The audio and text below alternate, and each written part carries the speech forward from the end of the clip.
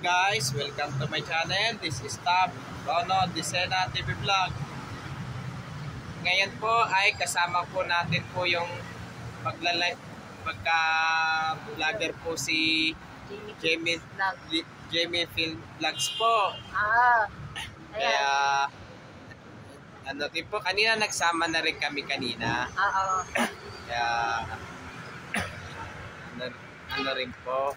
Okay. At huwag niyo pong kalimutan mag-comment po kayo ng star po. At huwag niyo rin po kalimutan i-follow niyo na po ang aking Facebook page, TikTok page, Instagram page. At i-subscribe niyo rin po ang aking YouTube channel po.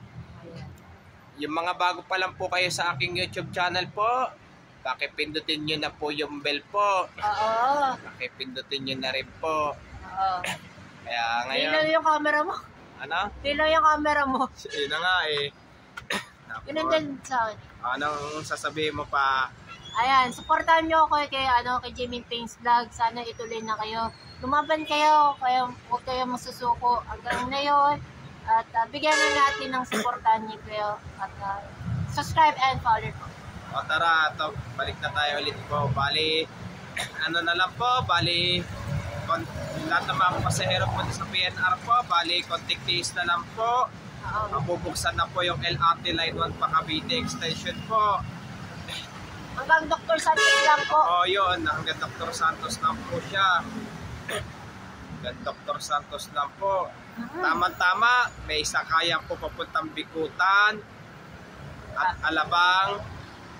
Pati na rin po yung Palaguna po. Kaya konting tiis na lang po, mabubuksan na po talagang ang LRT Line 1 Cavite bago mag-Christmas po.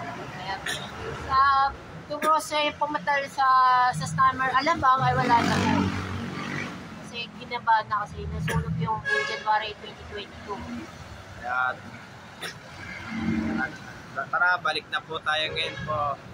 Bali, sana po supportahan nyo rin po nyo po ko. Sana na po, mag-subscribe na po kayo dito sa aking YouTube channel po. At i-follow nyo na rin po yung Facebook page, TikTok page. At i-follow nyo na rin po yung ang aking Instagram page po. At pati yung mga bagong followers po sa akin Facebook page. Kaya please mag-send po kayo ng star po.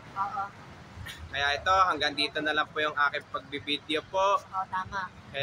Kaya magandang gabi po sa inyo lahat po. And happy Friday po sa inyo lahat. At happy weekend po sa inyo lahat.